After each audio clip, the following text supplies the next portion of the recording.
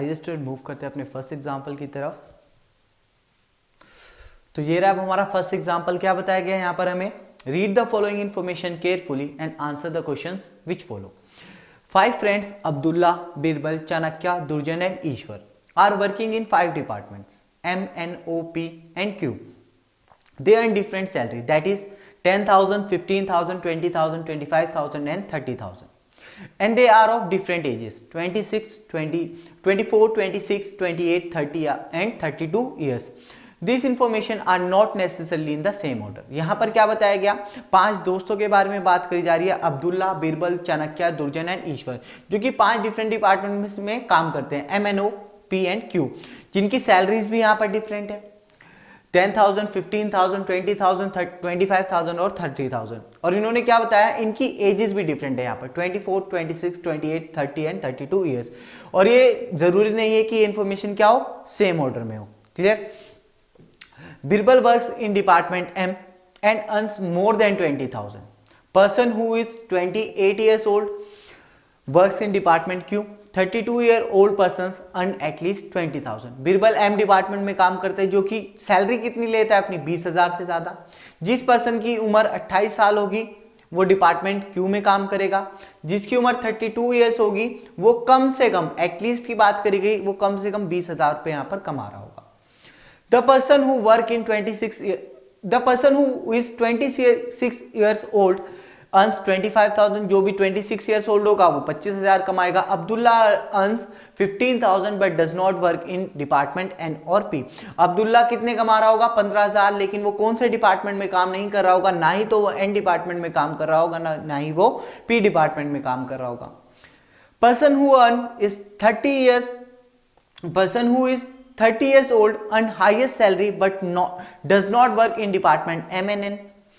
Ishwar does not work in department P or Q and his age is 32 years. The salary of Durjan is less than 20,000. Salary कितनी है दुर्जन की, 20,000 से कम है।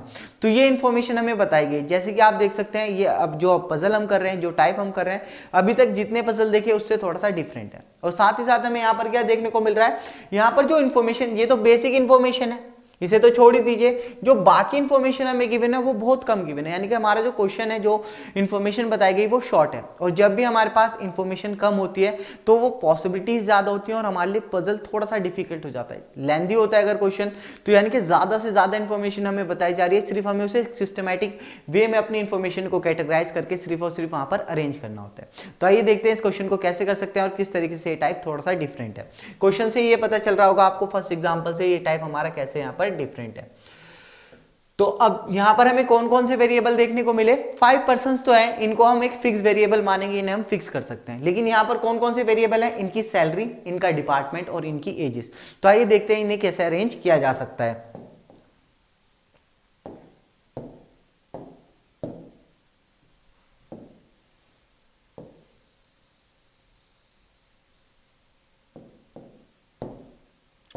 सबसे पहले किन्हें अरेंज किया जाएगा, सबसे पहले यहां पर हम पर्संस को फिक्स कर लेंगे,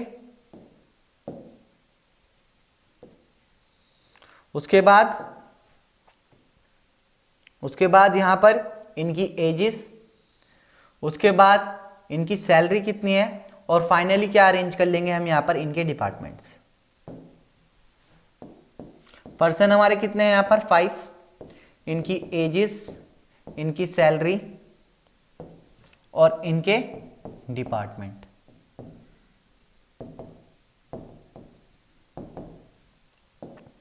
कौन कौन से पर्सन है यहां पर, अब्दुल्ला,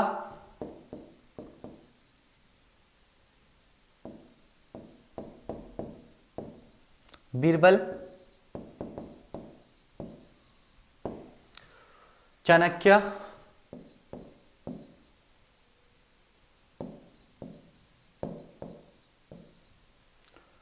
दुर्जन और ईश्वर।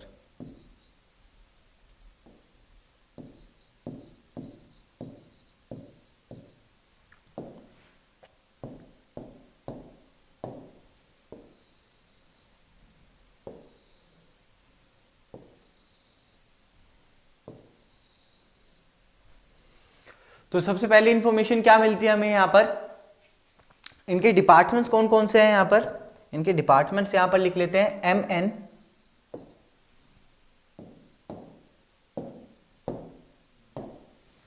MN OP and Q।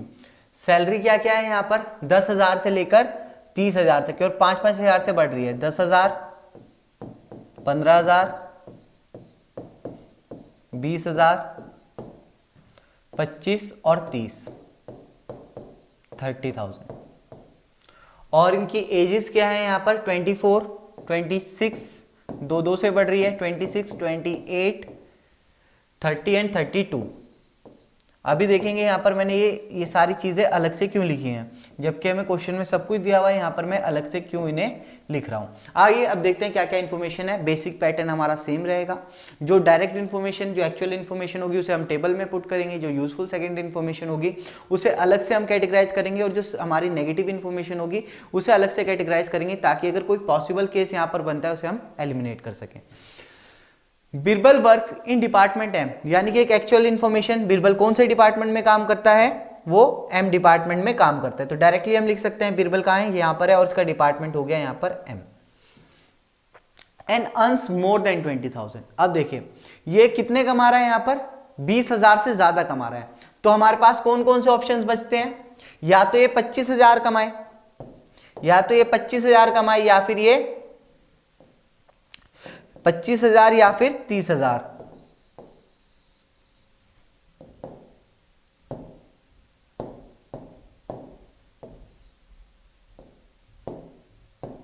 या तो बीरबल 25,000 रुपए कमा रहा होगा, या फिर बीरबल 30,000 रुपए कमा रहा होगा।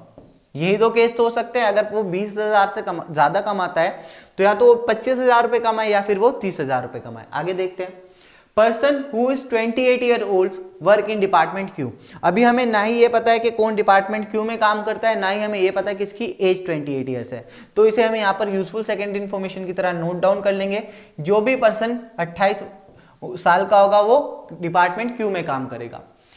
32 years old person earn at least 20,000, यानी कि कम से कम वो 20,000 रुपए कमाता होगा। जिस भी पर्सन की उम्र कितनी होगी, 32 ईयर्स होगी, यहां पर वो एटलीस्ट 20,000 रुपए कमा रहा होगा। अब 20,000, या तो वो पर्सन कितने कमाए, 10,000, 15,000 या फिर 20,000। इन तीनों में से एक ऑप्शन वहां पर आएगा, क्योंकि यहां पर वर्ड यूज कर लिया गया है एटलीस्ट। इस वर्ड का हमें बहुत ज्यादा ध्यान देना पड़ेगा। The person who is 26 years old earn 25,000। जिस भी पर्सन की एज क्या होगी, 26 ईयर्स होगी, वो कितने कमा रहा होगा, 25,000 कमा रहा होगा। अब्दुल्ला अर्न्स 15,000, एक एक्चुअल इंफॉर्मेशन। अब्दुल्ला अर्न्स कितना 1000, 15,000। तो यहां पर अब्दुल्ला के सेक्शन में आ जाएगा 15,000।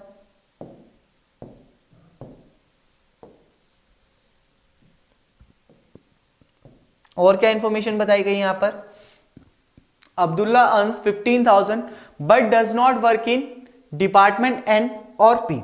तो अब्दुल्ला ना ही तो कौन से डिपार्टमेंट में काम करेगा, ना ही तो वो एन डिपार्टमेंट में काम करेगा, ना ही वो पी डिपार्टमेंट में काम करेगा। और कोई ऐसा डिपार्टमेंट में है जिसमें अब्दुल्ला काम नहीं करेगा, ना ही वो एन में काम करेगा, ना ही वो पी में काम करेगा, और ना ही वो एम में काम कर सकता है, क्योंकि एम में कौन काम कर रहा है, यहां पर एम में बिरबल काम कर रहा है। तो ये जो नेगेटिव इंफॉर्मेशन है मैं इसे यहां पर लिख ले रहा हूं अलग से, कि ये नोट मेरे को ध्यान रखिए किसके बारे में इंफॉर्मेशन बताई जा रही है, क्योंकि यहाँ पर पर्सन्स हमारे पास ज्यादा नहीं है, तो इनके सामने अगर लिख लेते हैं तो वो और भी ज्यादा बेनिफिशियल हमारे लिए रहेगा। अलग से नेगेटिव इंफॉर्मेशन नहीं लिखी जाए। आगे देखते हैं।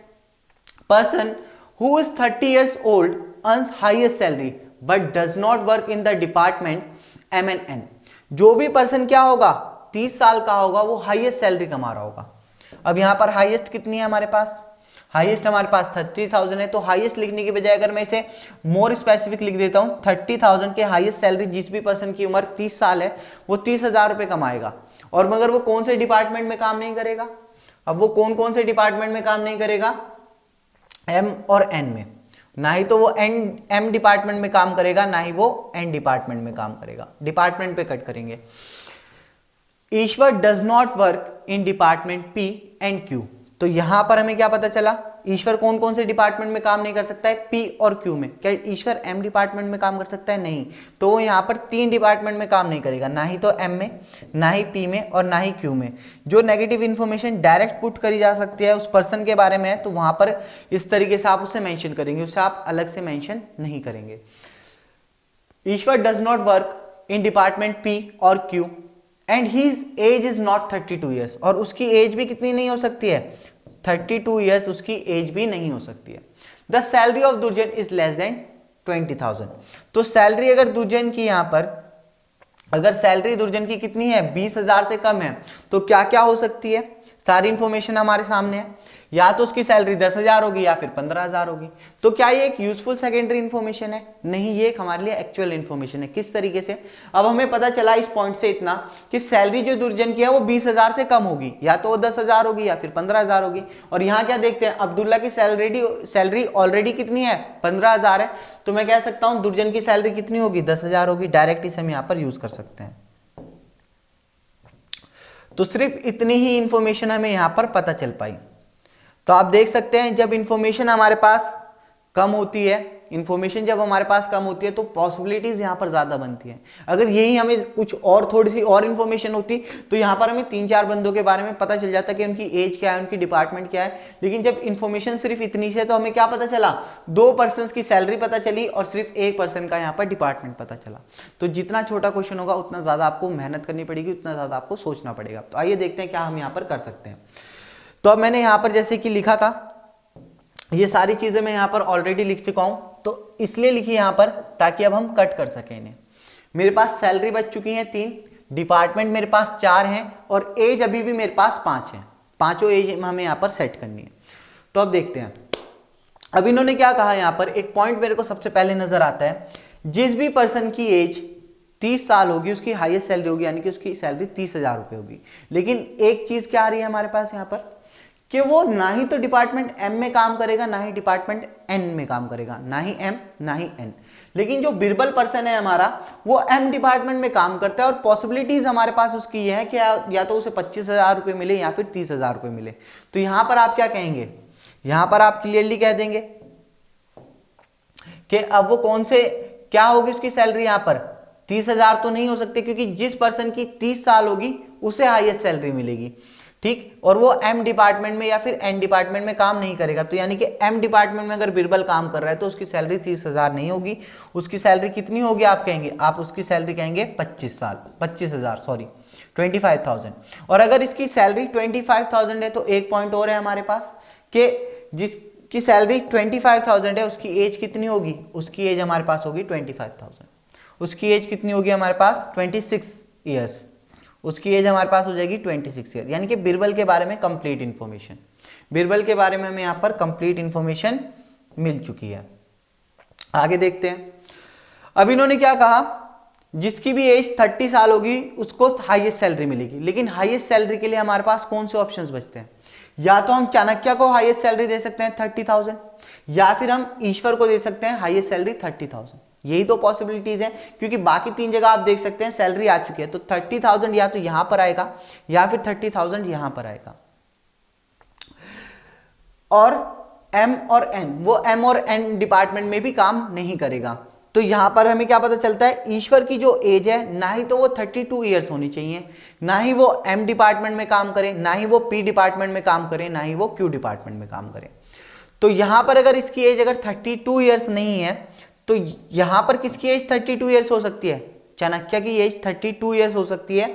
बाकी क्या किसी और की एज 32 ईयर्स हो सकती है? यहां पर आप देखिए, जिसकी भी एज 32 ईयर्स होगी वो कम से कम, क्योंकि अब जितनी कम इंफॉर्मेशन होगी, अब हमें सिर्फ एक सिंगल पॉइंट से काम नहीं चलेगा, बाकी सारी इंफॉर्मेशन ओवरव्यू करते हुए, जैसे मैंने आपको बताया, पॉसिबिलिटीज ज्यादा बनेंगी। तो सारी जितनी भी पॉइंट्स आपके पास है या फिर जितना भी इंफॉर्मेशन आपको गिवन है, उन सबको आपको कंबाइन करके यहाँ पर सोचना पड़ेगा। तभी जब तक कि आप इंफॉर्मेशन को कंबाइन नहीं करेंगे, इस तरीके की पजल्स नहीं सॉल्व हो पाएगी। अभी तक कि हम क्या देख रहे थे, इंफॉर्मेशन हमारे पास होती थी, नेगेटिव इंफॉर्मेशन होती थी, एक्चुअल इंफॉर्मेशन और यूजफुल सेकेंडरी इंफॉर्मेशन। लेकिन यहाँ पर हमारे पास है ही 3-4 पॉइंट, तो इन सबको हमें कंबाइन करके यहाँ पर इस तरीके से चेक करना होगा। तो अब यहाँ पर हमें पता है जिस भी पर्सन की एज 32 ईयर्स होगी उसकी सैलरी कम से कम 20,000 होगी। तो इस पर्सन की एज तो 32 नहीं हो सकती है, क्योंकि यहां पर किसकी सैलरी कितनी है, 15,000 है। यहां पर आप कहेंगे यहां पर भी 32 की प्लेस नहीं हो सकती, इसकी सैलरी कितनी है, 10,000 है। और जिसकी 20,000 से ज्यादा है, जिसकी सैलरी 20,000 से ज्यादा है, उसकी एज ऑलरेडी हमें पता है 26 ईयर, यानी कि 32 हमारे पास सिर्फ या तो यहां आ सकता है या फिर यहां आ सकता है। और अगर यहां पर आ जाएगा तो यहां पर तो ऑलरेडी कंडीशन को वायलेशन हो जाएगा कि ईश्वर की एज 32 ईयर्स नहीं हो सकती है। तो हमारे पास सिर्फ और सिर्फ एक कंडीशन है, हमारे पास क्या है, सिर्फ और सिर्फ एक कंडीशन कि 32 एज जो होगी वो चाणक्य की होगी। और मैंने अभी क्या कहा, 30,000 के लिए भी हमारे पास दो ही कंडीशन थी, या तो वो कहां पर आ जाए, चाणक्य वाले कॉलम में आ जाए, या फिर वो ईश्वर वाले कॉलम में आ जाए। लेकिन अब वो कहां पर नहीं आ सकता है, चाणक्य वाले कॉलम में 30,000 नहीं आ सकता। क्यों नहीं आ सकता, क्योंकि उसकी एज कितनी हो रही है, उसकी एज हो रही है 32 ईयर्स। क्या ये दोनों पॉइंट आपको क्लियर हुए? तो मैं कह सकता हूं यहां पर जो एज होगी 30 ईयर्स वो किसकी होगी, ईश्वर की होगी। किस वजह से, क्योंकि पहले हमने यहां पर क्या फिट कर दिया कि उसकी सैलरी 30,000 है। क्या मेरी बात यहां तक की क्लियर हुई? क्या ये पॉइंट, दोनों पॉइंट समझ में आपको कि हमें चाणक्य की एज कैसे पता चली और ईश्वर की एज कैसे पता चली? मैंने क्या कहा कि 3 सैलरी हमारे पास फिल हो चुकी है, तो हमारे पास 30,000 के लिए सिर्फ 2 जगह है, या तो चाणक्य की सैलरी 30,000 हो या फिर ईश्वर की सैलरी 30,000 हो। लेकिन कैसे पता चलेगा ये, तो ये वाला पॉइंट आपको पढ़ना पड़ेगा कि जिसकी एज 32 ईयर है उसकी सैलरी कम से कम 20,000 होगी। तो यहां तो इन दोनों जगह पर तो 32 नहीं आ सकता है, जहां पर 32 ईयर्स आ सकता था वहां ऑलरेडी 26 है। तो 2 प्लेस बची हमारे पास किसकी, 32 ईयर्स की, यानी कि चाणक्य की एज या फिर ईश्वर की एज। ईश्वर की एज क्लियरली मना करी गई है कि वहां पर 32 नहीं आएगा, तो 32 आ गया चाणक्य पे। अगर चाणक्य की 32 ईयर्स एज है तो उसकी सैलरी हाईएस्ट नहीं हो सकती है, उसकी सैलरी 30,000 नहीं हो सकती है, क्योंकि जिस भी पर्सन की हाईएस्ट सैलरी होगी उसकी एज 30 होगी। तो यहां पर इन सारे पॉइंट्स को कंबाइन करके हम ये यूज कर सकते हैं। एक पॉइंट और लेंगे यहां सर, जितनी इंफॉर्मेशन आप पूरी यूज नहीं कर लेते, वहां पर हम क्या देखते थे, एक इंफॉर्मेशन थी, एक पॉइंट था, उसे हम कट कर देते थे यूज करने के बाद। लेकिन यहां पर सिर्फ एक ही पॉइंट से हमें काफी सारी इंफॉर्मेशन लेनी पड़ेगी। किस तरीके से, ये वाली इंफॉर्मेशन आपने यूज कर ली, लेकिन आपने अगर इसे कट कर दिया और इस पर ध्यान नहीं दिया तो आप इस पजल को कभी भी सॉल्व नहीं कर पाएंगे, सिर्फ और सिर्फ आपका क्या होगा, टाइम वेस्ट होगा। एक इंपॉर्टेंट पॉइंट पढ़ेंगे यहां पर कि जिसकी सैलरी 30,000 है, ना ही तो वो एम डिपार्टमेंट में काम करेगा, ना ही वो एन में। और हमें ईश्वर के बारे में क्या पता था, ना ही वो पी डिपार्टमेंट में काम करेगा, ना ही क्यू में। एम में वो ऑलरेडी नहीं कर सकता क्योंकि वहां पर बीरबल काम कर रहा है, यहां पर ये एन डिपार्टमेंट में भी काम नहीं कर सकता क्योंकि इसकी सैलरी हो गई है 30,000। 5 डिपार्टमेंट है आपके पास, M N O P Q, जिसमें ये क्या कहते हैं, ना ही तो ये एम में काम करेगा, ना ही पी में काम करेगा, ना ही क्यू में, ना ही एन में। तो कौन से डिपार्टमेंट में काम करेगा ये, सिर्फ और सिर्फ इसके पास एक ही डिपार्टमेंट है, ओ, सिर्फ ये ओ डिपार्टमेंट में काम कर सकता है। ये इंफॉर्मेशन समझ में आ गई? आगे देखते हैं। अब्दुल्ला कौन कौन से डिपार्टमेंट में काम नहीं कर सकता है, ना ही वो एन डिपार्टमेंट में काम कर सकता है, ना ही वो पी में, ना ही वो एम में। एम में कौन काम कर रहा है, बीरबल। तो ये इन 3 डिपार्टमेंट में तो ऑलरेडी काम नहीं कर सकता था। अब ओ डिपार्टमेंट में कौन काम कर रहा है, ईश्वर काम कर रहा है, यानी कि वो ओ डिपार्टमेंट में भी काम नहीं कर सकता, वो ओ डिपार्टमेंट में भी काम नहीं कर सकता। कितने डिपार्टमेंट है, M N O P Q, जिसमें से 4 डिपार्टमेंट चले गए, तो सिर्फ एक ही डिपार्टमेंट ऐसा है जिसमें अब्दुल्ला काम कर सकता है। कौन सा डिपार्टमेंट हो जाएगा, वो हो जाएगा क्यू डिपार्टमेंट। और जो पर्सन क्यू डिपार्टमेंट में काम करेगा उसकी एज कितनी होगी, 28 ईयर्स। तो यहां पर उसकी एज आ गई 28 ईयर्स। यहां तक की इंफॉर्मेशन फुलफिल।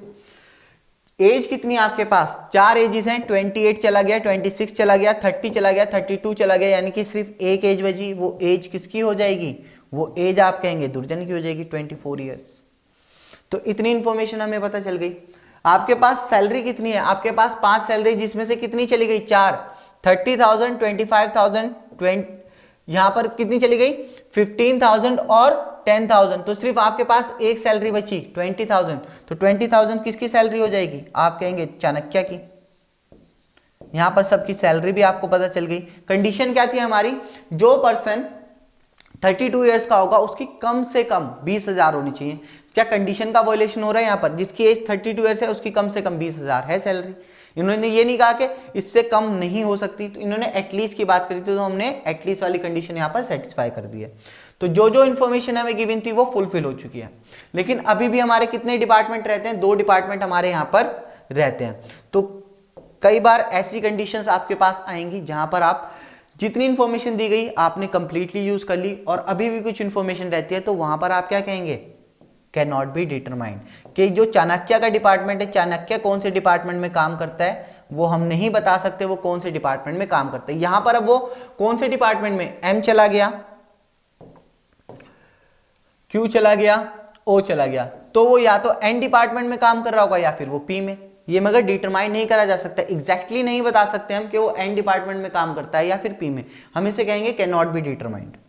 इसी तरीके से जो दुर्जन है या तो वो पी डिपार्टमेंट में काम कर रहा होगा या फिर वो एन डिपार्टमेंट में, लेकिन हमारी तरफ से क्या हो जाएगा, कैन नॉट बी डिटरमाइंड।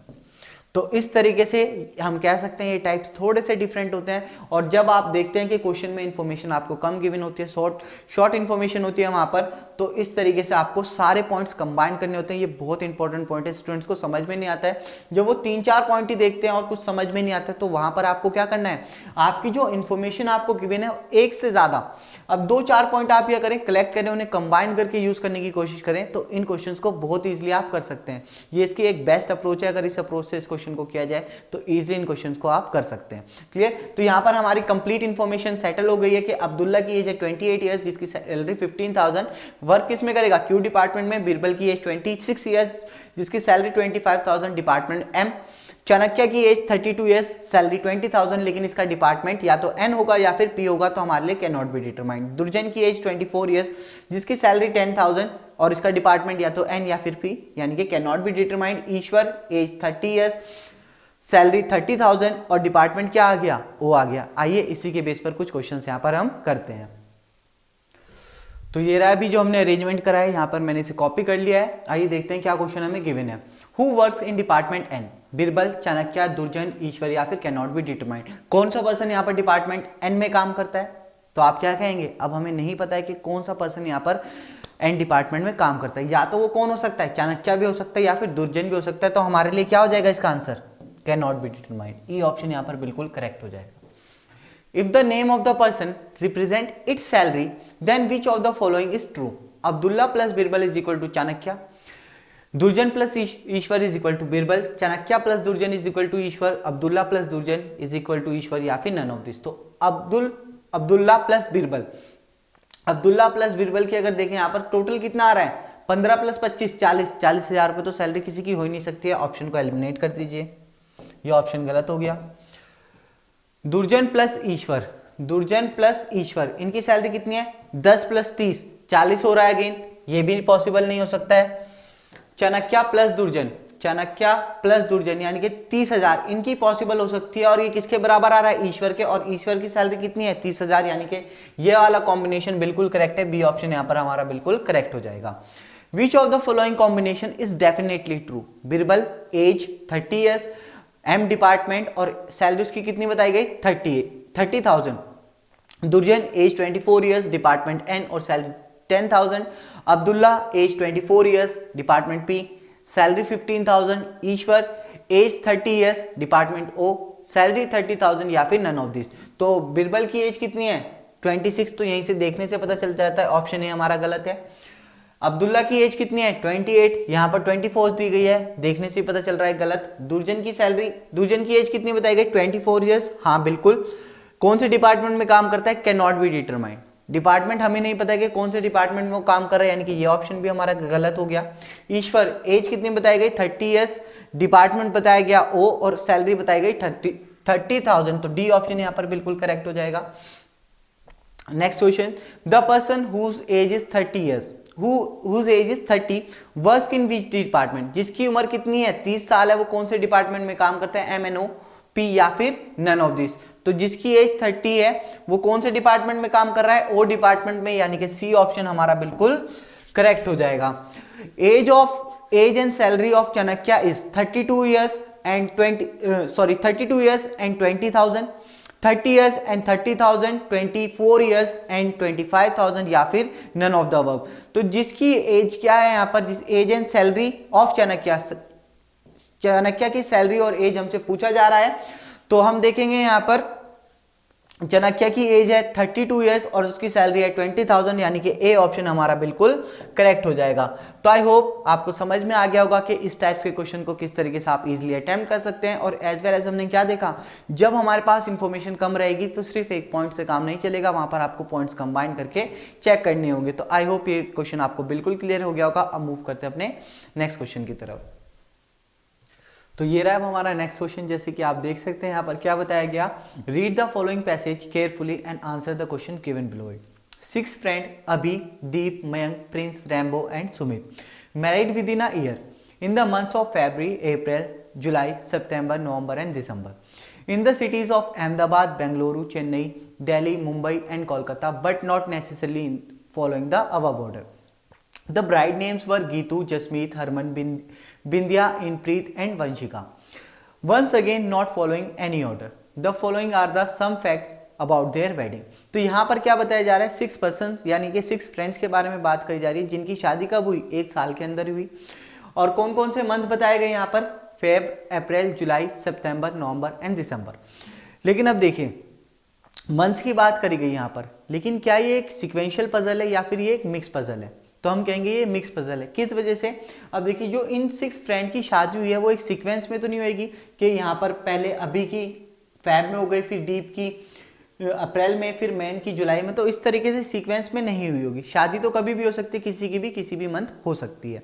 इन्होंने क्लियरली ये बात कह दी है कि एक सीक्वेंस में नहीं है, अब ऑर्डर को फॉलो नहीं करना है। तो यहाँ पर ये एक मिक्स क्वेश्चन है जहां पर इनकी हमें क्या करना पड़ेगा, इनकी वेडिंग का मंथ पता लगाना पड़ेगा, कौन सी सिटी में हुई ये पता लगाना पड़ेगा, और एज वेल एज इनके ब्राइड्स के नेम भी हमें यहाँ पर पता लगाने होंगे। तो इनमें से एक वेरिएबल हम क्या फिक्स कर सकते हैं, इन 6 फ्रेंड्स के नेम यहाँ पर हम फिक्स कर सकते हैं, और उसी के बेसिस पे हम इनकी वेडिंग मंथ, वेडिंग सिटी और इनकी ब्राइड्स का नेम यहां पर पता करेंगे। क्या इंफॉर्मेशन हमें बताई गई, Mayank wedding took place in Chennai, however he was not married to Geetu और वंशिका। अब क्या होता है, मयंक की वेडिंग कहां पर होती है, चेन्नई में, लेकिन ये किस किस के साथ इसकी शादी नहीं हुई, ना ही तो गीतू के साथ ना ही वंशिका के साथ। Abhi wedding took place in Ahmedabad and Rambo's in Delhi, however neither of them was married to Jashmeet और बिंदिया। अब अभी की शादी कहां पर होती है, अहमदाबाद में, और रैम्बो की शादी कहां पर होती है, दिल्ली में, लेकिन दोनों की ही ब्राइड ना ही तो जसमीत है ना ही Bindiya. The wedding in Kolkata took place in February, जिसकी भी वेडिंग कोलकाता में हुई होगी वो कब हुई होगी, फैब के मंथ में। हरमन की वेडिंग कब हुई है, Harman wedding took place in April but not in Ahmedabad. अब हरमन की शादी कब हुई, अप्रैल के मंथ में, लेकिन अहमदाबाद में नहीं हुई। Geetu and Inpreet got married in February and November and in Chennai and Kolkata but not following the above order. यानी कि अब गीतू और इनप्रीत जो हैं इन दोनों की शादी कब हुई होगी, फैब और नवंबर के मंथ में, लेकिन जरूरी नहीं है कि गीतू की फरवरी में हुई हो और इनप्रीत की नवंबर में, यहाँ पर ये चेंज हो सकता है। इसी तरीके से इन दोनों की शादी, गीतू और इनप्रीत की शादी चेन्नई और कोलकाता में तो हुई होगी but not following the above order, तो इस ऑर्डर में हमें फॉलो नहीं करना है इन दोनों की वेडिंग, लेकिन ये कंफर्म है कि फैब और नवंबर में ही होगी और चेन्नई और कोलकाता में से किसी एक सिटी में हुई होगी।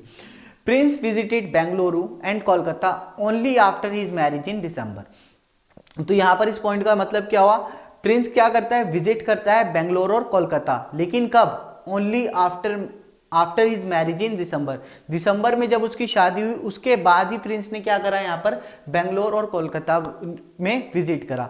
तो इस पॉइंट से आप क्या समझते हैं, क्या उसकी वेडिंग इन दोनों सिटीज में हो सकती है, नहीं। इस पॉइंट से यहाँ पर ये फैक्ट बिल्कुल क्लियर हो जाता है, ना ही तो प्रिंस की शादी कहाँ पर हुई होगी, बेंगलोर में, ना ही प्रिंस की शादी हुई होगी कोलकाता में, क्योंकि यहाँ पर एक वर्ड यूज किया गया है ओनली। अगर ये पॉइंट किसी को क्लियर नहीं हुआ तो ये पजल सॉल्व नहीं हो पाएगी। किस वजह से, Prince visited Bengaluru and Kolkata only after his marriage in December, यानी कि प्रिंस इससे पहले अपनी शादी, जब उसकी शादी दिसंबर में हुई उससे पहले ना ही तो कभी बेंगलोर घूमने गया ना ही कोलकाता घूमने गया, यानी कि अगर वो वहां पर विजिट ही नहीं करी तो उसकी शादी कहीं और हुई होगी। ये पॉइंट बिल्कुल क्लियर होना चाहिए यहाँ पर।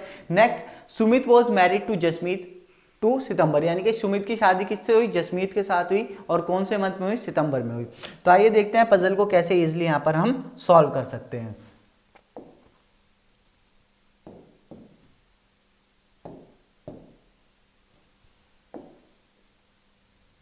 यहां पर हम पर्सन्स को फिक्स करेंगे, कौन कौन से पर्सन्स हैं हमारे पास।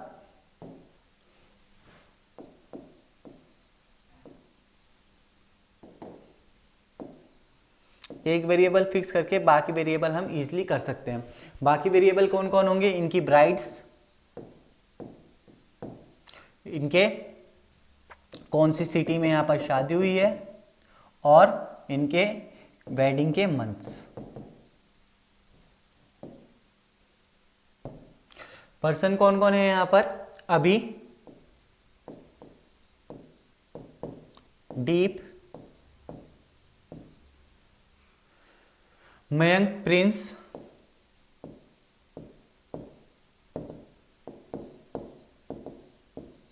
रैम्बो, और कौन है यहां पर, सुमित। पजल उसी तरीके से सॉल्व की जाएगी, जो एक्चुअल इंफॉर्मेशन होगी वो टेबल में रखेंगे, और जो इंफॉर्मेशन यूजफुल सेकेंडरी होगी उसे बाद में, और नेगेटिव से हम यहां पर क्या करेंगे, अपने केसेस जो बन रहे होंगे उन्हें एलिमिनेट कर लेंगे।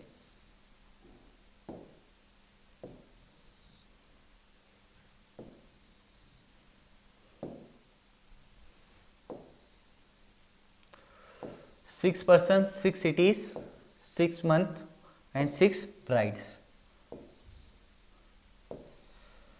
तो सबसे पहला पॉइंट हमें क्या बताया गया यहां पर, सबसे पहला पॉइंट हमें यहां पर बताया गया, Mayank wedding took place in Chennai.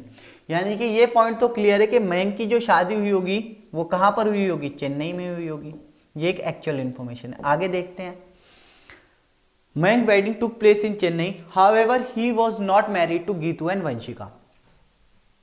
तो मयंक जो है उसकी शादी किससे नहीं हुई होगी, ना ही तो गीतू से ना ही वंशिका से। यानी कि नेगेटिव इंफॉर्मेशन जो केस आगे बनेंगे उन्हें हम इजीली इससे एलिमिनेट कर पाएंगे। गीतू एंड वंशिका।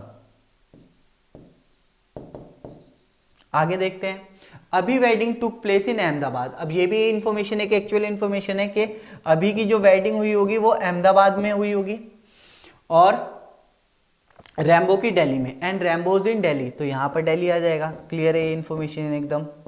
आगे क्या बताते हैं ये, however neither of them was married to Jasmeet and Bindiya. ना ही तो अभी की वेडिंग किससे हुई होगी, जसमीत से, और ना ही बिंदिया से। और इसी तरीके से ना ही तो रैम्बो की वेडिंग किससे हुई होगी, जसमीत से, या ना ही बिंदिया से।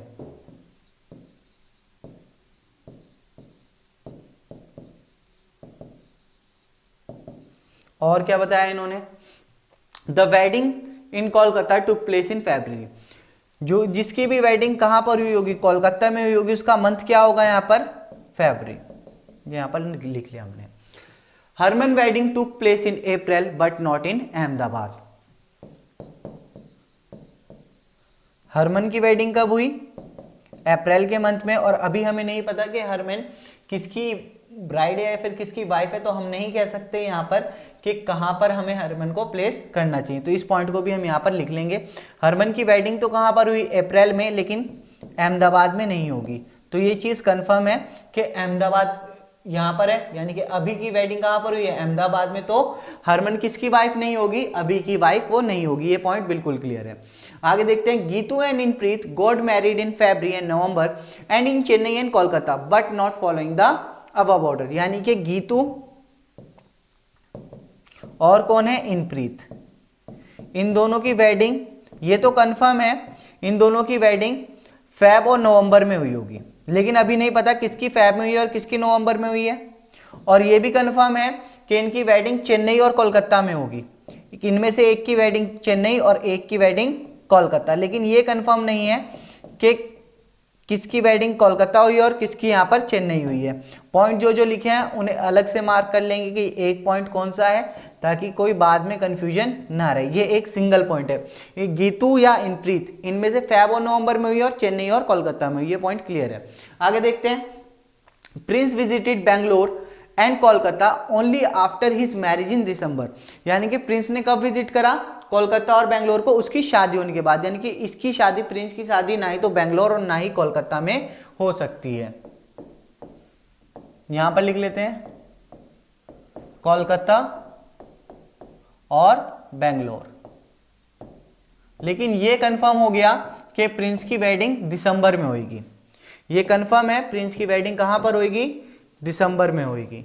ये पॉइंट हम यहाँ पर लिख सकते हैं, ये पॉइंट हम यहाँ पर लिख सकते हैं।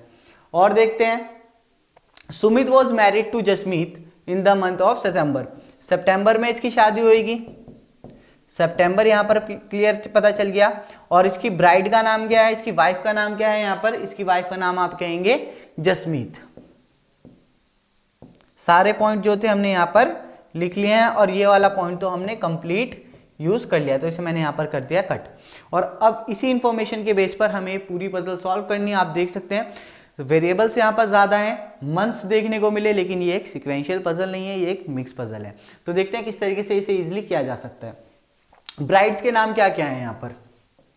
जब भी इस तरीके की पजल आए आपके पास, कोई मिक्स पजल, तो जो जो वेरिएबल आपको दिए गए हैं वो आप अपने पास लिख सकते हैं। मेरे पास यहाँ पर ऑलरेडी मार्क है, मैं यहाँ पर इन्हें लिख सकता हूँ इस तरीके से, लेकिन आप क्या करेंगे, अपने पास ये नाम लिख लेंगे।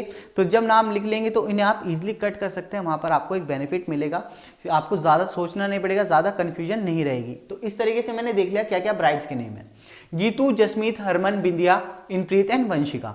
और इसी तरीके से मैं एक वेरिएबल को फिक्स करने की कोशिश करूंगा, उसकी हेल्प से मैं बाकी सारे वेरिएबल्स यहाँ पर फिक्स करूंगा। यहाँ पर मैं कौन सा वेरिएबल लेकर चल रहा हूँ, यहाँ पर मैं वेरिएबल लेकर चल रहा हूँ इनकी वाइफ्स के नेम, यानी कि कौन कौन सी ब्राइड्स हैं यहाँ पर। तो देखिए हमारे पास एक जगह ऑलरेडी फिल है, एक जगह ऑलरेडी फिल है, यानी कि अब हमारे को सिर्फ 5 फिल करनी है, गीतू, हरमन, बिंदिया, इनप्रीत और वंशिका। तो सबसे पहले गीतू की ही बात करते हैं। तो गीतू क्या यहां पर आ सकती है क्या, अगर मैं पॉसिबिलिटी देखूं गीतू की, तो यहां पर आ सकती है क्या गीतू, गीतू यहां पर नहीं आ सकती है। अब किस वजह से नहीं आ सकती है गीतू यहां पर, आप पॉइंट पढ़िए ये वाला, गीतू एंड इनप्रीत, या तो उनकी शादी कहां पर हुई होगी, चेन्नई में या फिर कोलकाता में। हमें सिर्फ ये इसमें ही तो डाउट है कि गीतू की शादी चेन्नई हुई है या फिर कोलकाता, लेकिन होगी तो 2 सिटी में से एक में, या तो चेन्नई में होगी या फिर कोलकाता में होगी। तो यहां पर सिटी कौन सी है हमारी, अहमदाबाद। तो गीतू की प्लेस यहां पर नहीं हो सकती है। क्या गीतू यहां पर आ सकती है, अभी हम कुछ कह नहीं सकते, लेकिन हाँ पॉसिबिलिटी ये बन रही है कि गीतू की प्लेस यहां पर हो जाए। क्लियर, गीतू यहां पर आ सकती है क्या, गीतू यहां पर आ सकती है, क्योंकि चेन्नई में गीतू की, या तो गीतू की वेडिंग कहां हुई होगी, चेन्नई में या फिर कोलकाता में। तो गीतू यहां पर आ सकती है, मैंने कहा कि चेन्नई है तो गीतू यहां पर आ सकती है। लेकिन एक पॉइंट आप क्या पढ़ेंगे आगे, मयंक की शादी ना ही तो गीतू से होगी ना ही वंशिका से, तो गीतू यहां पर भी नहीं आ सकती है, यहां पर भी गीतू के लिए प्लेस नहीं है। क्या प्रिंस की शादी गीतू से हो सकती है, प्रिंस की शादी भी गीतू से नहीं हो सकती है, क्योंकि यहां पर क्या बताया गया, गीतू की शादी या तो फेब में हुई होगी या फिर नवंबर में हुई होगी, और यहां पर प्रिंस की शादी हुई है दिसंबर में, तो गीतू के लिए प्लेस यहां पर भी नहीं है। रैम्बो, रैम्बो की शादी हुई है दिल्ली में, तो आपको पता है क्या तो चेन्नई या फिर कोलकाता, तो गीतू की प्लेस यहां पर भी नहीं हो सकती। और यहां पर ऑलरेडी कौन है, जसमीत। तो सिर्फ और सिर्फ एक पॉसिबिलिटी है हमारे पास कि गीतू की शादी किससे हो, दीप से, तो यानी कि यही बिल्कुल करेक्ट हो जाएगा।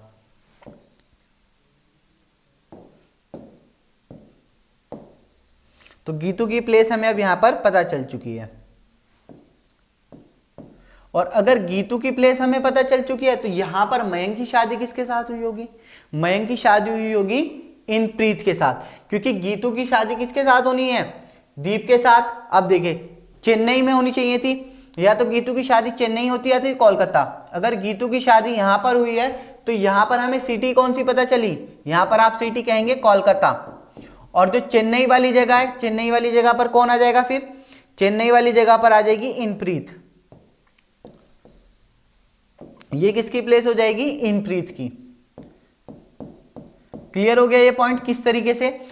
अगर यहां तो गीतू आती तो हम कहते कि चेन्नई उसकी वेडिंग हुई है, लेकिन चेन्नई के लिए सिर्फ हमारे पास 2 ऑप्शन थे, या तो गीतू या फिर इनप्रीत। गीतू की प्लेस यहां पर फिक्स कर दी, तो उसके साथ कौन सी सिटी फिक्स करनी पड़ी हमें, कोलकाता, क्योंकि चेन्नई ऑलरेडी था। और जब गीतू के साथ कोलकाता आ गया, तो चेन्नई की जगह पर कौन आ जाएगा, इनप्रीत। और इन्होंने एक और पॉइंट क्या दिया हुआ है यहां पर, अब ये वाला पॉइंट हमारा सिर्फ इतना यूज हुआ है कि यहां पर गीतू नहीं आएगी।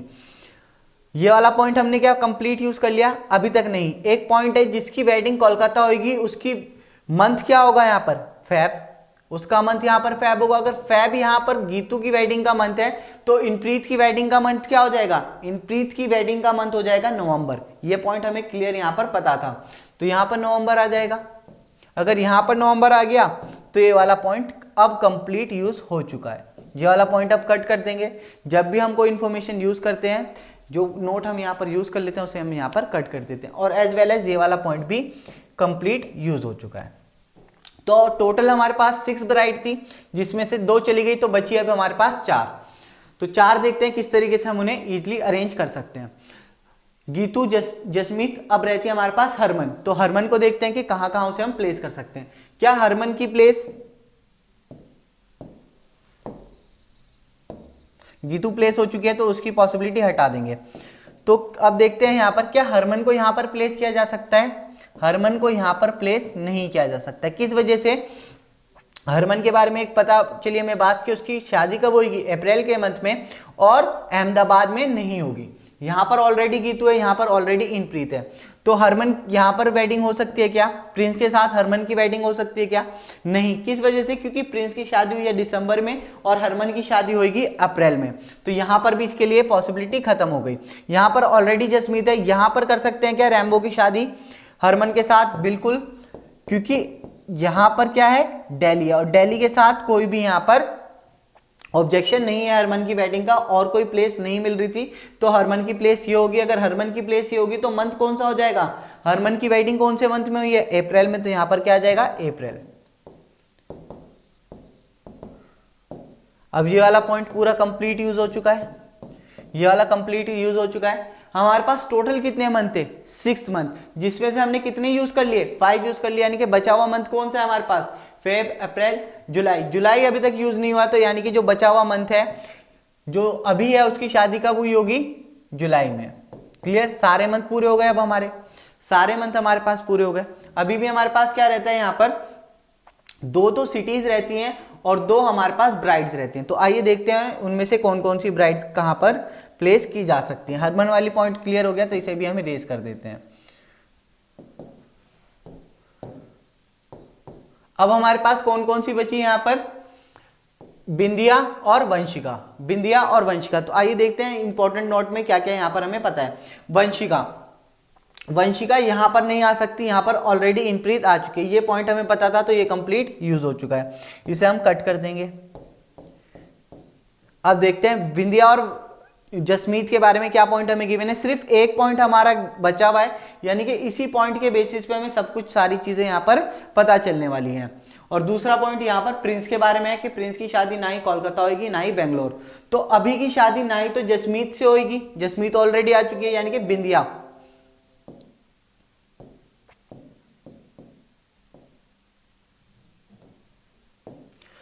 तो बिंदिया यहां पर नहीं आ सकती है, क्योंकि बिंदिया की शादी किससे नहीं हो सकती है? ना ही तो बिंदिया की शादी अभी से हो सकती है, ना ही बिंदिया की शादी रैम्बो से हो सकती है। रैम्बो की शादी ऑलरेडी किससे फिक्स हो गई है? हरमन के साथ। तो बिंदिया के लिए सिर्फ और सिर्फ आप देख सकते हैं यहां पर कौन सी प्लेस हमारे पास बच रही है? प्रिंस के साथ, यानी कि प्रिंस की शादी किसके साथ होगी? बिंदिया के साथ। तो बिंदिया यहां पर प्लेस कर देंगे। टोटल कितनी ब्राइड्स थी हमारे पास? टोटल हमारे पास 6 ब्राइड थी, जिसमें से 5 आप फिल कर चुके हैं, यानी कि जो बची हुई प्लेस है वो किसकी है? आप कहेंगे बची हुई प्लेस है हमारे पास वंशिका की, यानी कि वंशिका की शादी किसके साथ होगी? वंशिका की शादी होगी अभी के साथ। तो आप देख सकते हैं ब्राइड सारी फिक्स हो चुकी हैं। सिर्फ और सिर्फ क्या रह चुका है हमारे पास? सिर्फ सिटीज फिक्स करना रह चुका है, और सारे पॉइंट हम यूज कर चुके हैं। जो जो इंफॉर्मेशन हमें बताई गई थी, सिर्फ एक पॉइंट रह रहा है, उसी के बेस पर हमें यहां पर ये सॉल्व करना है। Prince visited Bengaluru and Kolkata only after, only pay मैंने यहाँ पर मार्क करा हुआ है, इसी से पॉइंट हमें क्लियर होता है। Only after his marriage in December, दिसंबर के बाद में ही यहाँ पर विजिट करा, यानी कि बेंगलोर और कोलकाता में उसकी शादी नहीं होगी। सिटीज कौन कौन सी बची है हमारे पास?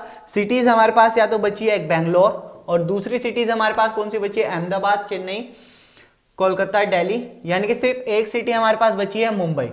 जब हमें यह पता है कि प्रिंस की शादी ना ही कोलकाता होगी ना ही बेंगलोर, यानी कि प्रिंस की शादी कहां पर होगी? मुंबई में।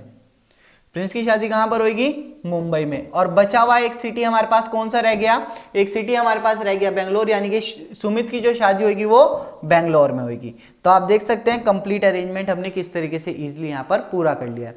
तो किसी को कोई भी डाउट नहीं होना चाहिए। सिर्फ कुछ इस तरीके के पॉइंट्स आपको कंफ्यूज कर सकते हैं, लेकिन जैसे मैंने कहा only, at least, only, at least, who and in connectors को आप अगर एक बार समझ गए, जो स्टार्टिंग में हमने बात कर ली थी जब हम बेसिक समझ रहे थे पजल्स के, तो इन पजल्स को इजीली आप कर सकते हैं। कोई भी पॉइंट आपको कंफ्यूज नहीं करेगा। जब भी हम मिक्स क्वेश्चन देखेंगे जहां पर नंबर ऑफ वेरिएबल ज्यादा होंगे, तो आप एक वेरिएबल को फिक्स कर दीजिए और उनमें से एक पॉइंट आप ऐसा लीजिए, एक वेरिएबल ऐसा लेने की कोशिश करिए जिसके हेल्प से आप दूसरे वेरिएबल भी इजीली फिक्स कर पाएं। जैसे कि मैंने देखा यहाँ पर कि पहले हम क्या करते हैं, ब्राइट्स को फिक्स करते हैं और जैसे जैसे हम ब्राइट्स को फिक्स करते चले गए तो सिटीज और मंथ्स इजीली हमने अरेंज वहां पर कर लिए। तो यही इसकी राइट अप्रोच है कि एक बार एक वेरिएबल फिक्स करके और दूसरे वेरिएबल्स को इजीली फिक्स कर सकते हैं। अगर आप खुद को ही पजल रखेंगे कि ये वाला पॉइंट भी मैं अरेंज कर लूँ, ये वाला वेरिएबल भी अरेंज कर लूँ, तो उस तरीके से चीज़ें नहीं हो पाएंगी। जो जो नोट्स बनाए हैं उन्हें आप साथ साथ कट करते चलिए और इस तरीके की जब वेरिएबल ज़्यादा हो तो वेरिएबल आप एक बार लिख सकते हैं अपने पास कि कौन सा वेरिएबल मेरा यूज़ हो चुका है, कितने रहते हैं, तो उसी से आपको आइडिया लग जाएगा कि कहाँ कहाँ पर आप उन्हें अरेंज कर सकते हैं। जैसे हमने देखा था गीतू की पॉसिबिलिटी कहाँ कहाँ पर आ रही है, कोई गीतू के बारे में पर्टिकुलर इन्फॉर्मेशन नहीं थी, सिर्फ नेगेटिव इन्फॉर्मेशन थी, क्योंकि गीतू की प्लेस बहुत ज़्यादा हो रही थी। तो उससे हमने क्या करा, जो नेगेटिव इन्फॉर्मेशन थी उससे केसेस चेक करे और केसेस बनाकर हमने उन्हें एलिमिनेट करा। अलग से यहाँ पर केसेस नहीं बनाए, लेकिन वहीं पर हमने क्या करा, ईजिली उन चीज़ों को चेक कर लिया। तो जब ज़्यादा केसेस हो और ज़्यादा वेरिएबल हो तो ईजिली इस तरीके से आप कर सकते हैं, एक एक पॉसिबिलिटी है और नेगेटिव इन्फॉर्मेशन से उसे काट करके एलिमिनेट करके देख सकते हैं। तो अब यहाँ पर हमारी अरेंजमेंट हो चुकी है, आइए इसी के बेस पर कुछ क्वेश्चंस करते हैं। तो अब इसी के बेस पर यहाँ पर हम कुछ क्वेश्चंस करने वाले हैं। फर्स्ट क्वेश्चन, हरमन्स हस्बैंड इज अभी, दीप, रैम्बो, प्रिंस या फिर मयंक। तो हरमन का हस्बैंड कौन है यहाँ पर, हरमन का हस्बैंड आप देख सकते हैं रैम्बो, यानी कि सी ऑप्शन बिल्कुल करेक्ट हो जाएगा। दीप्स वेडिंग टुक प्लेस इन बेंगलुरु, मुंबई, कोलकाता, दिल्ली या फिर चेन्नई। दीप की वेडिंग कहां पर हुई है, कोलकाता में, यानी कि सी ऑप्शन बिल्कुल करेक्ट हो जाएगा। In Mumbai the wedding of one of the friends took place in the month of April, September, November, December या फिर जुलाई। तो जिसकी वेडिंग मुंबई में हुई है उसका मंथ क्या था, दिसंबर, यानी कि डी ऑप्शन यहां पर बिल्कुल करेक्ट हो जाएगा। Sumit wedding was held in Bengaluru, Chennai, Kolkata, Delhi या फिर मुंबई। सुमित की वेडिंग कहां पर हुई है, सुमित की वेडिंग हुई है यहां पर बेंगलुरु में, यानी कि ए ऑप्शन बिल्कुल करेक्ट हो जाएगा। Geetu was married to Mayank, Deep, Prince या फिर नन ऑफ दिस। तो गीतू की वेडिंग किसके साथ हुई है, दीप के साथ हुई है, तो डी बी ऑप्शन यहाँ पर बिल्कुल करेक्ट हो जाएगा। तो जब भी हम एक बार अपनी पजल सॉल्व कर लेते हैं तो इन क्वेश्चंस को करना बहुत ही ज्यादा हमारे लिए इजी हो जाता है। तो आई होप ये टाइप आपको बिल्कुल क्लियर हो गया होगा कि मिक्स क्वेश्चंस अगर आपके सामने आए तो उन्हें किस तरीके से आप इजिली अटेम्प्ट कर सकते हैं। सिर्फ यहाँ पर आपको क्या करना पड़ेगा, चीजों को सोचना पड़ेगा कि किस तरीके से पॉइंट हमें बताया गया, इसके पीछे हिडन इन्फॉर्मेशन क्या हो सकती है। यहाँ पर एक हिडन इन्फॉर्मेशन कौन से पॉइंट में गिवन थी, प्रिंस से रिलेटेड जो पॉइंट हमें बताया गया था वहां पर ये हिडन इन्फॉर्मेशन हमें बताई गई थी। और जब भी मिक्स क्वेश्चन हमारे पास आते हैं तो वहां पर हम केसेस चेक करते हैं और चीजों को एलिमिनेट करने की कोशिश करते हैं, और जो इन्फॉर्मेशन एक बार यूज कर लेते हैं उसे अगर आप कट कर देंगे तो आगे आपको कंफ्यूजन नहीं क्रिएट होगा। तो आई होप ये टाइप आपको बिल्कुल क्लियर हो गया होगा। आइए अब कुछ इंपॉर्टेंट पॉइंट्स यहां पर जानते हैं जो भी हमने इस पूरे सेशन में यहां पर सीखे हैं। तो अब हम यहां पर जानने वाले हैं कुछ इंपॉर्टेंट पॉइंट्स टू रिमेंबर। अभी हमने जो पूरा कंप्लीट सेशन यहाँ पर रिवाइज करा है पजल्स का, उसमें देखा हमने कि टाइप वाइज किन किन बातों का हमें यहाँ पर ध्यान रखना होता है, किस तरीके से हमें स्टार्टिंग करनी होती है, क्या अप्रोच होती है किसी भी एक टाइप की। लेकिन हमने क्या देखा, सारी पजल्स में कुछ चीज़ें यहाँ पर कॉमन थी और उन कॉमन चीज़ों को मैंने यहाँ पर लिखा है ताकि आप रिवाइज कर सकें, नहीं ताकि आप इन्हें याद रख सकें कि क्या क्या चीज़ें हमें एक्चुअल में पजल्स के क्वेश्चन करते हुए ध्यान रखनी होती है। टाइप वाइज हमने कुछ इंपॉर्टेंट पॉइंट्स देख ही लिए हैं कि अगर किस टाइप की बात कर जाए तो उस टाइप में हमें किन स्पेशल बातों का ध्यान रखना है। लेकिन अगर मैं ओवरऑल की बात करूं कि हर पजल्स में क्या चीज कॉमन होती है तो वो ये रहे हैं इंपॉर्टेंट पॉइंट्स, इन्हें ही हमें यहाँ पर फॉलो करना है जब भी किसी भी क्वेश्चंस को हम करते हैं। तो क्या बताया गया है यहाँ पर, in puzzles first of all collect all the direct information. Direct information का मतलब यहाँ पर क्या है, एक्चुअल इन्फॉर्मेशन। अब आप क्या करेंगे, एक बार आपने एक्चुअल इन्फॉर्मेशन कलेक्ट कर ली तो आप क्या करेंगे, उसे अपना नोट बनाएंगे या फिर उसे डायरेक्ट टेबल में पुट करेंगे। डायरेक्ट उसे आपको टेबल में पुट करना है and they should be arrange in tabular format. उसे आप क्या करेंगे, अपनी एक्चुअल इन्फॉर्मेशन को, जो जो आपकी एक्चुअल इन्फॉर्मेशन है उसे अपने टेबल में अरेंज कर लेंगे। उसके बाद आप क्या करेंगे यहाँ पर, after that point out all the negative information and mark in your table according to the given formation. तो हमने देखा है जब भी हमारे पास पजल्स आते हैं, जब भी हमारे पास सेटिंग अरेंजमेंट आती है, वहां पर हमें तीन इंफॉर्मेशन कैटेगराइज करनी होती है।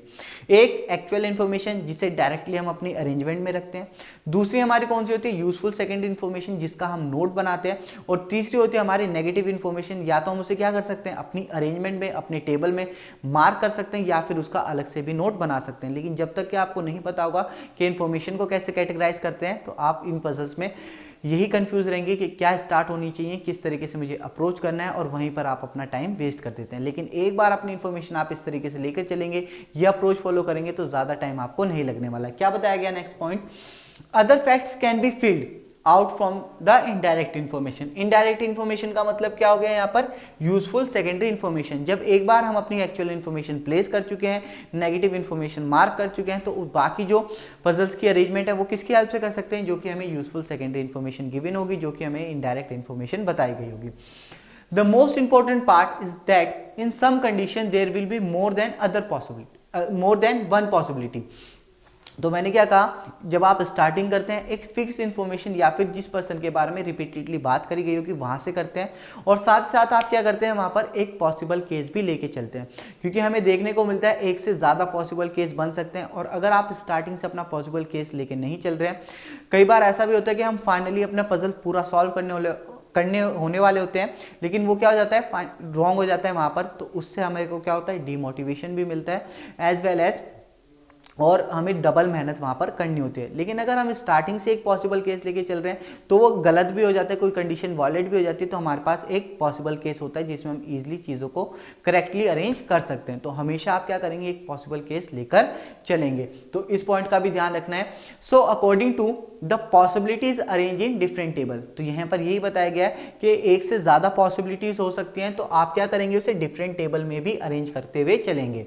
Reject all the tables which violets other information in puzzle, और जो हम पॉसिबल केस लेकर चल रहे हैं और उसमें से क्या हो रहा है, एक ऐसी इंफॉर्मेशन आई जिससे वो केस नहीं बन पा रहा है, वो टेबल पूरा नहीं हो पा रहा है, डायरेक्टली उसे आप वहां पर कट कर सकते हैं। इससे आपको क्या होगा, जो भी केस एलिमिनेट हुआ उससे आपको पता चल जाएगा कौन सा आंसर आपका करेक्ट होने वाला है। तो इसी तरीके से आप पॉसिबल केस लेके चलते हैं तो यहाँ पर आपको उसका बेनिफिट जरूर मिलता है। Next, by following this process you can find the correct solution, और अगर इसी तरीके से आप अपनी अप्रोच लेकर चलते हैं तो यहाँ पर क्या होगा, आपको बिल्कुल करेक्ट आंसर जरूर मिलेगा।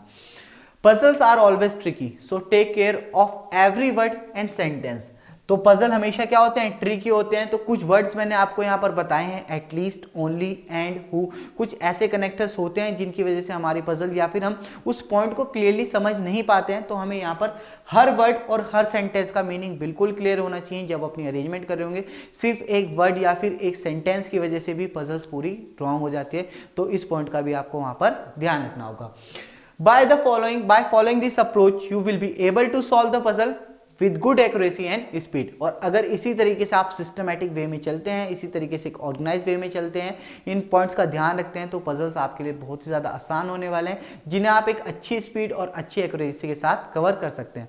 तो ये था कंप्लीट सेशन हमारा पजल्स के रिवीजन का, जिसमें हमने सारे टाइप्स देखे, टाइप से इंपॉर्टेंट बातें देखी, एज वेल एज एक कॉमन पजल को किस तरीके से हम ईजिली कर सकते हैं। अगर हमारे पास पजल्स आती हैं, वेरिएबल्स ज़्यादा आते हैं, तो वहाँ पर उन्हें कैसे ईजिली अटैम्प्ट किया जा सकता है, सारी बातें हमने यहाँ पर डिस्कस करी हैं, एज वेल एज उनके एग्जाम्पल्स भी देखें, तो इजिली आप अब इन पजल्स को कर पाएंगे। अब आपको ज़्यादा टाइम नहीं लगने वाला है। तो इस सेशन को यहीं पर कंक्लूड करते हैं, अब आपसे मिलेंगे नेक्स्ट टाइम।